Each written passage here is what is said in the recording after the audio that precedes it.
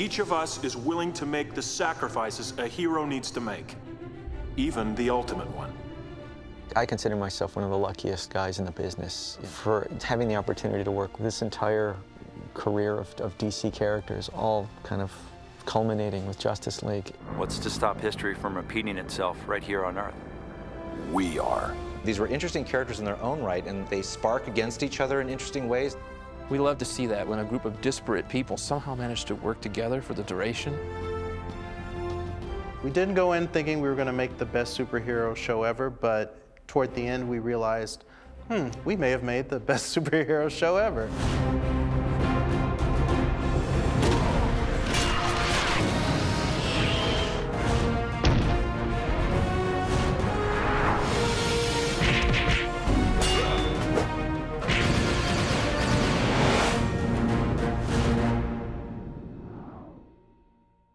I think if we look back at the Hanna-Barbera and the Filmation superhero shows, that we look at them today and we go, isn't that quaint, isn't that old-fashioned? And yet, at the time, they were not that far from where the comic books were maybe 10 years before that. The Justice League was sort of the Kiwanis Club. And it was 7 guys and Wonder Woman, who was literally their secretary. And they all agreed on everything, and they were all hail fellows, well met, and they got along perfectly, and they were really powerful, and the villains didn't have a chance. Teams in the early days had a cobblestone quality. It wasn't so much a matter of pitting the characters against each other in their personalities originally. You couldn't have conflict at television at that time, so they had to fight natural disasters. And everything had to be nice and friendly and kind. When you're a kid, you don't know anything about how do adults relate to each other. It's comforting, it's reassuring to see that everybody gets along. They wouldn't use the real villains from the comics. That bugged me as a kid. I'd rather read the comics than watch the cartoons. So when we started looking at doing Justice League, we wanted to try and be sort of more true to where the comic books had come since that time. We were all supercharged with enthusiasm for the show and the possibilities of what we could do in a superhero show. Comics are more respected. Standards and practices understand that you need drama, conflict. We wanted to stick with the main big 7 of the Justice League. And it was important for us to find unique voices for all of the heroes. We really wanted to mix it up with some tension amongst the team.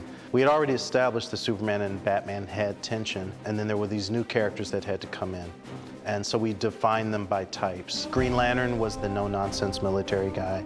Flash was kind of the slacker, laid-back dude. Wonder Woman was a princess, newly arrived, who didn't really know the norms of the world. Whereas Hawkgirl was knowledgeable about things that Wonder Woman had no idea about. John Jones was the ultimate outsider. It was about them learning how to deal with each other and learn how to work together as a team. I think it was cool that, no, they didn't pretend that they liked each other. They didn't pretend that they agreed with one another. You know something, Bruce? You're not always right. Character is conflict, and so if you've got a team where all of the characters agree with each other all the time, you're going to have a pretty boring show. I think it's more interesting to see people who don't agree come together for a larger purpose than to see people who absolutely agree on everything. As much fun as the old stuff was, I think we had a little bit more fun. The original concept for Unlimited was that it was going to be kind of like a cross between like an ongoing team show, like like the first 2 seasons of Justice League, but also kind of like a weird backdoor pilot anthology. We were going to be bringing these other characters, and the shows would be theoretically more about the guest stars. We ended up getting deeper into the characters in the half-hour pieces than we did in the original series. It's important to have all these different characters because it creates a reality that's separate from our own reality. We have to believe that there's a world where there are all these different kind of colorful costume characters who interact with each other. The B-level characters, I think, are kind of more interesting. We can sort of have a little bit of license with the characters to do what we want with them. When you start bringing in characters like The Question or Vixen or Huntress, we had no idea how they interacted. Once we realized we had 2 full seasons of shows that we could do, and we had this huge cast, we could kind of create like this big mega plot. The world was not just contained to the superheroes. You could bring in characters like Amanda Waller, who is ostensibly a good character, but she does some really vile things to accomplish her needs. You really think we can do something with this? We did an entire story that was told from the point of view of the bad guys, where we realized, hey, every time Cadmus does something against the Justice League wins. So that means Cadmus is just really not that credible a threat anymore. So we needed to have Cadmus come in and win in one episode. Listen to me. We've got one advantage. This tower's so big and there's so much staff on it, no one's going to notice us. Unless one of you does something stupid. We treated our villains as if they were the good guys.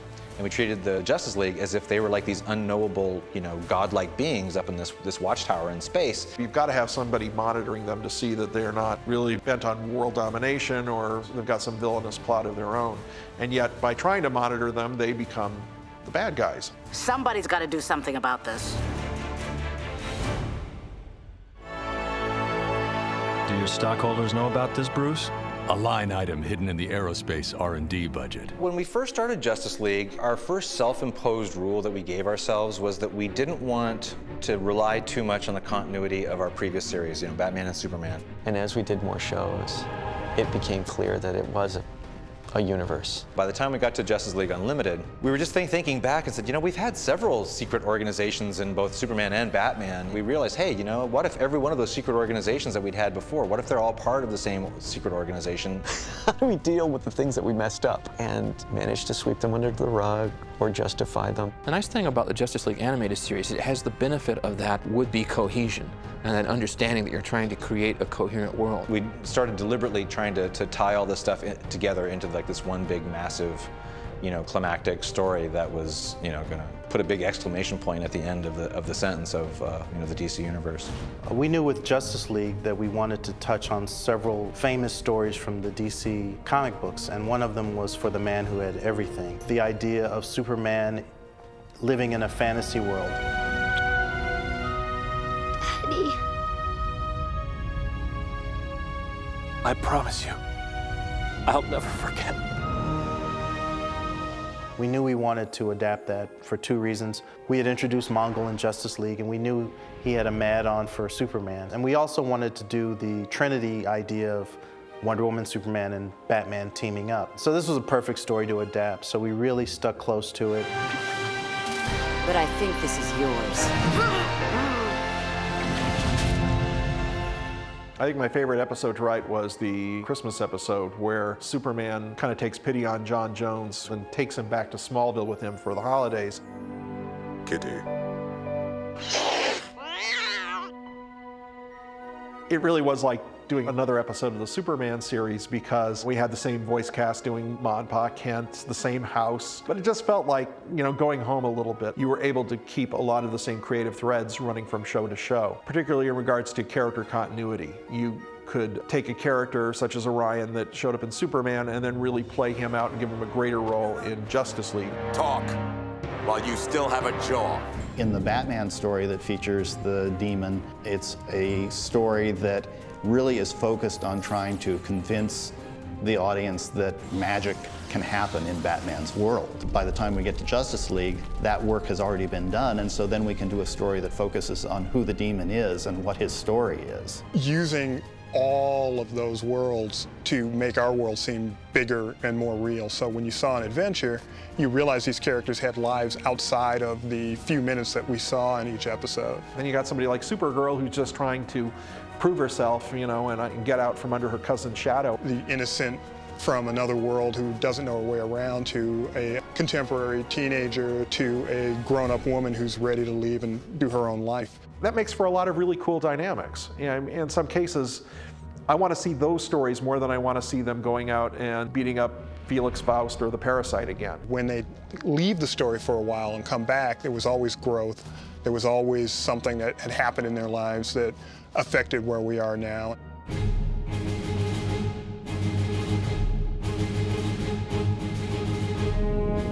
Working with the cast of Justice League was terrific because if you ever had a favorite character in the DC universe, you got to use them. Whenever we adapt a character from the comics into the animation, we try to stay true to at least to the intent of the character. You want to reproduce the essence of what people are interested in and what the fans are interested in about that character and make it visible to someone who hasn't read all the comic books. A lot of the characters in the DC Comics came from the 40s and 50s. And so when we looked at trying to introduce them to a new audience, we had to find ways to make them relevant. I've got 60 years of Green Arrow incarnations to look at and to pick and choose what I want that helps serve the story I'm telling now. This is somebody from a comic book you've been reading your entire life, and you can have them come in and do something that's very much like that character, and then you move on, and it makes it feel much richer. It was also a chance to take characters who had never appeared in animation before and really give them a larger presence, a bit more stature. The difficulty in adapting those never-before adapted characters is usually tone. Say something. Preemptive strike. Our Hawk and Dove, is it comedic or what? And it requires a lot of creativity on the part of the writers to make them come to life. The main benefit to the characters that haven't appeared many times in movies and other TV shows is that people don't have as fixed an image. Everybody knows Wonder Woman, Superman, The Flash, Batman. Not so many people know Hawk and Dove, the Vigilante, Vixen. You have to look at the character and figure out, okay, what is specific to Mr. Terrific? What are the elements that are Mr. Terrific? How best can we present them? If they had their own show, what they would be doing on that show. A character like Green Arrow, he's straight up out of the comics. His look, he's got the Neil Adams costume, he's got, you know, the left-wing liberal, you know, sensibility. I know he actually talks about being a lefty. The government must do for people what people can't do for themselves. Who does that? What comic character and what cartoon character has ever admitted to have left-leaning philosophy? I just helped the little guy. At a big club like this, you tend to forget all about him. He's the swashbuckler, he's also the womanizer, you know, I mean, he's straight up Ollie Queen out of the comics. Back off, Nuke Boy! Captain Atom, he gets his authority from the military. And if the military is against the Justice League, then he's against the Justice League. Some of the more obscure characters, they're dropped in to flavor certain episodes, and yet in some cases they really catch on with an audience. Like, I know The Question really became a great character. I had no idea that the Girl Scouts were responsible for the crop circle phenomenon. Few people do. Few even think to ask the question. To get the appeal of the question, you have to almost write a parody of the question and then pull it back a couple steps. You're lucky to have me along. Hardly. You're drawn to my eccentric charm. Our version of the question is influenced by Ditko's original character. He's a wonderful contrast to the entire league because he has no face, he has no powers, but really what he has is a mind and a point of view, and that's his power, and it's amazing. In the comics, a character like the Question would never, ever be in the Justice League. But that was just like this weird conceit we had. Literally any DC hero could be drafted into the Justice League because, you know, it's like, hey, if we need you, we'll call you. Buona Beast, be ready. Buona Beast? Oh, for crying out loud. I didn't even grow up with the character. I'd seen ads for it when I was a kid, but I was always intrigued by this thing. He's nothing like the character in the comics because the character in the comics is probably the weirdest character the DC ever came up with. He was fun for an episode. He just added a little bit to it. I don't know if we're going to see the Buona Beast series.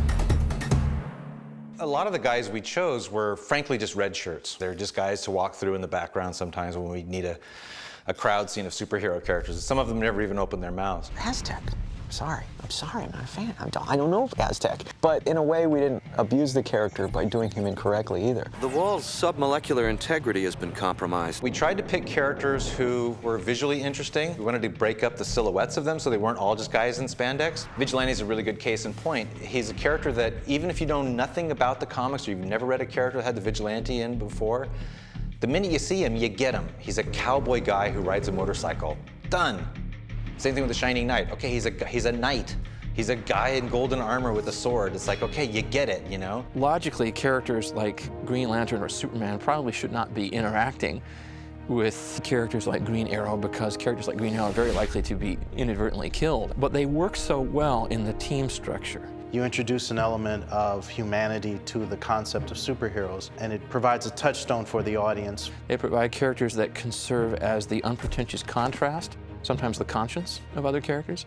Sometimes it's comic relief. Sometimes it's that gruff, scrappy kind of quality that we long to see and that by nature Superman or Wonder Woman do not exhibit. Certainly Superman wanted them there, and Batman wanted to be there to keep these godlike characters from losing touch with the people that they had sworn to protect.